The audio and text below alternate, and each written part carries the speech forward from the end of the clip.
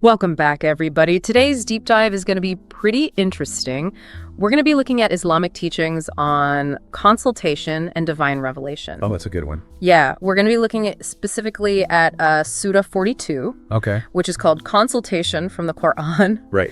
And, it's not just going to be about how Muslims make decisions, Right. but we're really going to see how these ideas connect to some really big, important concepts like guidance, faith, and human responsibility Yeah. in the face of God's power. Absolutely. And you'll notice how Surah 42 starts by setting this incredibly vivid scene. Okay. Allah owns everything in the heavens and the earth. Right. You can almost picture the angels praising him, seeking forgiveness for humanity. Wow. The heavens are described as nearly bursting apart. That's some pretty intense imagery. Why start a surah about consultation with this sense of divine power? It's like overwhelming in a way. It's fascinating, isn't it? Yeah, I think it creates a sense of awe and humility right from the start. It reminds us of God's absolute majesty and mercy while acknowledging our limitations as humans. Yeah. It sets the stage for understanding that even when we consult with each other, Right. we're doing so within the context of a much larger cosmic reality. It's not just humans talking amongst themselves. It's about recognizing that even our decision-making should be grounded in a sense of the divine. Exactly. Okay. And you'll see that reflected in the way the Surah emphasizes the importance of divine guidance through revelation. Right. It specifically mentions prophets like Noah, Abraham, Moses, and Jesus, highlighting how each was chosen to deliver revelation and guide people. So it seems like a big part of that guidance is about avoiding division, right? Yeah. The Surah clearly states that Allah chooses whom he guides, but then it goes on to say that even after receiving knowledge, people still disagree and split into factions. It's Right. it almost feels like human nature to disagree. It does. That's a great point. It really does. That's a really insightful observation. Verse 14 is particularly striking in that regard. Right. It's like it's saying, look, even with divine guidance, Yeah. disagreements are going to happen. Yeah. That's just part of the human experience. But the Surah isn't saying we're doomed to division. Okay. It's urging us to find ways to navigate those disagreements Right. while still upholding the core values of faith. So how do we do that? Yeah. I'm guessing this is where the concept of consultation comes in. You are right on track. Verse 38 talks about those who respond to Allah through prayer, consultation, and charity. Okay. It's fascinating how the Surah places mutual consultation, or shura, as it's known in Arabic, right alongside core practices like prayer, Right. demonstrating its vital importance in Islamic tradition. Yeah, that makes me think about those times when I'm facing a tough decision. I might play for guidance, but I also reach out to people I trust for advice. Yeah. Is that kind of what this verse is getting at? This idea of seeking wisdom from multiple sources? I think that's a great connection you've made. I think the Surah is encouraging a balance between divine guidance and human agency. Yeah. It acknowledges that while we should seek guidance from Allah, Right. we've also been given the capacity to reason, Right. to deliberate, Yeah. to consult with each other, Right. and to offer perspectives that might not be immediately obvious from revelation alone. So it's not about questioning Allah's guidance. It's about recognizing the role we play in understanding and applying that guidance within our own lives. Exactly. Okay. And that idea of active participation is really important. Uh-huh. Shura isn't just a passive process of waiting for instructions. Okay. It's about engaging our minds, seeking knowledge, and working together to make the best choices within the framework of our faith. Okay, so if Shura is about seeking collective wisdom, what happens when disagreements inevitably arise? I mean, we all have different perspectives, different experiences. Yeah. How do we make sure that those differences don't lead to division? That's a great question, and it leads us to one of the most powerful messages in Surah 42. Okay. Verses 39-43 address how we should respond to wrongdoing. Okay. It acknowledges the idea of just retaliation. Right. But then it goes a step further. It emphasizes patience, forgiveness, and reconciliation, right? Yes. It's almost like those qualities are presented as being even more important Uh-huh. than simply responding in kind. Yeah. Why is that? What's fascinating here is how these verses tie back to the earlier theme of unity. Okay. Think about it. When disagreements arise, Yeah. when people feel wronged, Yeah. it's so easy to let anger and resentment fuel further separation. Right. But patience, forgiveness, and reconciliation. These qualities help to maintain unity, especially when things get tough. So enduring patiently is actually a sign of strength. That's not something you hear very often. It is a powerful message. Think about how often we're told to assert ourselves, Yeah. to stand up for our rights. But this surah encourages a different approach. Okay. It's about choosing a path of peace and understanding, even when it's difficult. And maybe by choosing that path, we create space for genuine dialogue and understanding to emerge. Exactly. And that takes us to an interesting point. Okay. If we're supposed to consult with each other, use our reason to make decisions, where does divine revelation fit into all of this? Right. If Allah is the ultimate guide, Right. wouldn't it make sense to just wait for clear instructions? That raises a really important question Yeah. about the relationship between divine knowledge and human understanding. Okay. And luckily, Surah 42 addresses this directly. Okay, I'm intrigued. What does it say? Well, it brings us to verses 51 to 53, Okay. where the surah talks about the nature of revelation and the limits of human understanding. Okay. It says that Allah speaks through inspiration, behind a veil, or by sending a messenger, which highlights this sense of mystery and transcendence. So we're not always going to fully grasp the divine. I guess that makes sense. Yeah. But it also feels a little unsettling. How can we possibly make good decisions if we don't have all the answers? That's where trust and humility come into play. Okay. These verses emphasize human reliance on Allah for knowledge and guidance. Okay. It's not about having all the answers ourselves. Okay. It's about recognizing that we need to seek knowledge, consult with each other, and ultimately place our trust in something larger than ourselves. It's a pretty big concept to wrap our heads around. It's like we're being called to engage our minds fully, but also to recognize the boundaries of what our minds can grasp. It is a delicate balance, isn't it? Yeah. But it's a balance that's essential for navigating life in a way that honors both our human capacity for reason and our faith in the divine. So how does this understanding impact the way Muslims approach knowledge and decision-making in practice? I mean, it's one thing to say we have limits, Yeah, but how do we actually live that out? that's a great question. That's what I'm really curious about. And I think it's something we'll explore more deeply as we continue our deep dive into Surah 42. All right. Sounds good. Yeah, I'm excited to keep going. me too. Yeah, it is.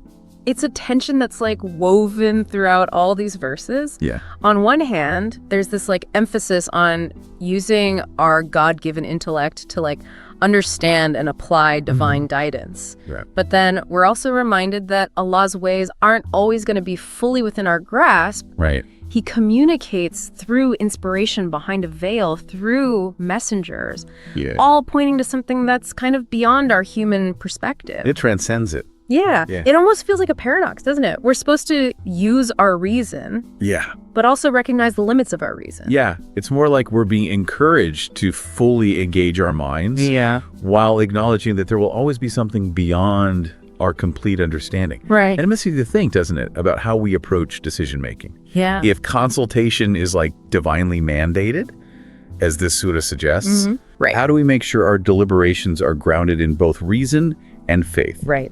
How do we avoid going astray? Yeah. Is it simply about like having good intentions? I think intentions are really important, Okay. but I think the surah seems to suggest something more. Okay. It repeatedly emphasizes the importance of seeking knowledge. Okay. Remember, it doesn't just say consult with each other. Right.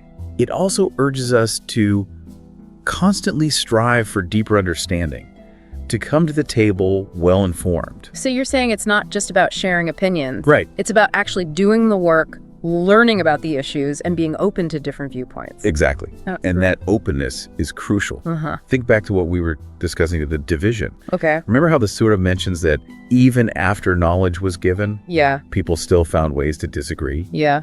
It's a warning to all of us, isn't it? Yeah. To not become so attached to our own interpretations Yeah. that we close ourselves off to new insights or different perspectives. It's so easy to get stuck in our own ways of thinking, isn't it? It is. Especially when we think we've got it all figured out. Yeah. Right. It's a good reminder to approach these discussions with humility. Yes. You've hit the nail on the head. Yeah. It's intellectual humility, that willingness to admit we might not have all the pieces. Yeah. That's so crucial. Mm-hmm. And, you know, I think that humility is closely tied to this emphasis on unity. Okay. that runs throughout the whole surah. How so? Well, if we go into these discussions with a genuine desire to understand each other, Right. to learn from each other even when we disagree, Right. it creates a much more conducive environment for finding that common ground. Yeah. It's about recognizing that ultimately we're all striving for the same thing, to follow God's guidance and live in accordance with his will. It's like we're all on the same team, even if we see the path a little differently. Exactly. Yeah. And that brings us back to those virtues that the surah highlights. Okay. Patience, forgiveness, reconciliation. These are essential not just for resolving conflicts, Right. but for creating an environment where genuine productive consultation can happen. Yeah. Imagine trying to have a meaningful discussion Right. when you're harboring all this anger and resentment towards the other person. Yeah. Good luck with that. You need to have a basic level of respect and understanding. Exactly. A willingness to listen. Yeah. And empathize, even when you disagree. And we also need to remember that we're all human. Yeah. We all make mistakes. Yeah. Having those virtues in place helps us move past those inevitable stumbles and misunderstandings. Right. Allows us to continue striding towards that ideal of unity. It's pretty remarkable. We're talking about a surah that deals with these like really profound concepts. Yeah. Divine revelation, cosmic power, the limits of human understanding. Right. But it keeps coming back to these very human qualities. It is striking, isn't it? Yeah. And, these qualities are so relevant Right. to our lives today. Yeah. Think about all the division and disagreement in the world around us. Right. It's so often fueled by a lack of patience. Right. Forgiveness. Yeah. A willingness to reconcile. I'm starting to see how Surah 42 is more than just a set of teachings. Uh-huh. It's like a blueprint Yeah. for how to live together in a way that balances faith and reason, Right. individual responsibility, Uh-huh. and collective good. That's a great way to put it. Yeah. And it's a blueprint that emphasizes constant learning and growth. Right. So we're never going to have all the answers, are we? Right. The journey of faith is just like the journey of knowledge. It's ongoing. It's a good reminder that even as we delve into these profound topics, Yeah. we shouldn't expect to arrive at some final, definitive understanding. Right. The striving, the seeking, the questioning, that's what matters. Exactly. And that requires us to engage not just our minds, Right. but our hearts as well. So how does that idea, engaging our hearts and minds, Right. play out when it comes to understanding the Quran as a revealed text? I mean, we've talked about divine revelation, but what does that actually mean for Muslims? Right. How does this book, the Quran, guide their lives? That's a great transition. There's one particular passage in Surah 42 that I think beautifully encapsulates what we've been discussing. Okay. Specifically, how Allah communicates with humanity. You're talking about verses 51, 53, where it describes Allah speaking through inspiration from behind a veil or by sending a messenger. Exactly. Okay. It's like a powerful image, and I think it speaks volumes about the nature of faith and the limits of human understanding.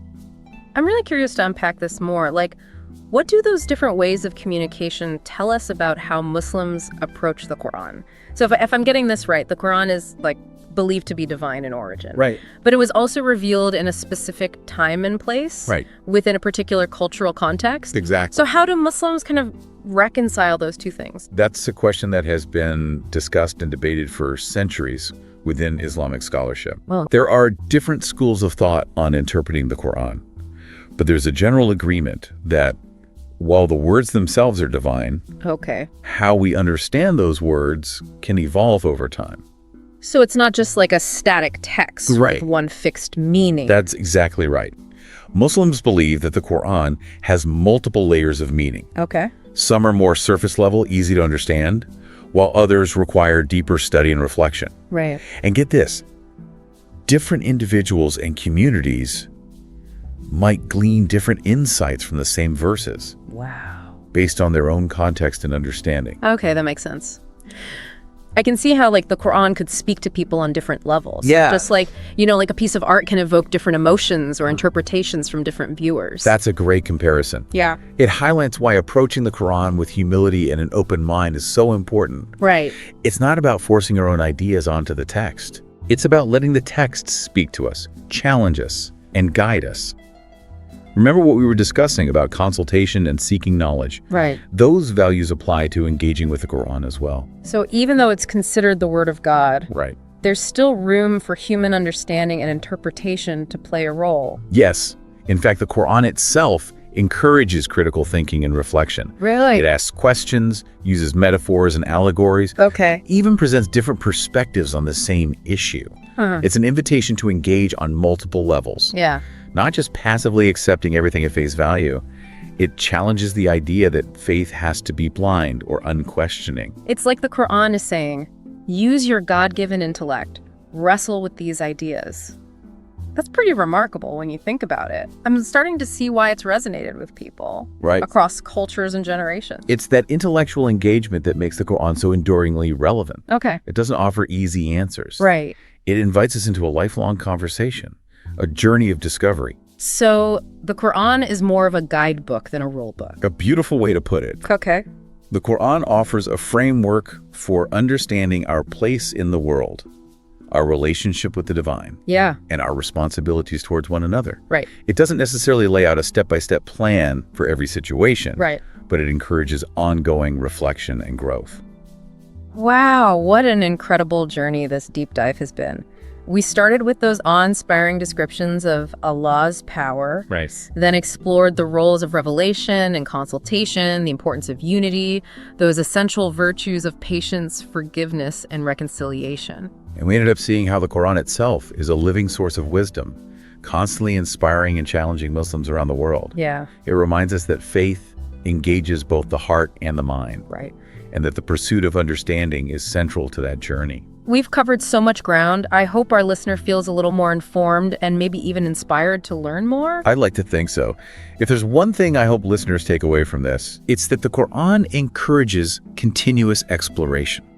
It's not just about finding answers, it's about the journey of seeking them. And on that note, I think it's time to wrap up this deep dive. But before we go, I want to leave our listeners with one final thought. How does this understanding of revelation of a divine text that encourages interpretation and engagement Right. impact your own view of faith and sacred texts in your life? It's something to ponder, perhaps even discuss with others as you continue your own explorations. Thanks for joining us on this fascinating journey.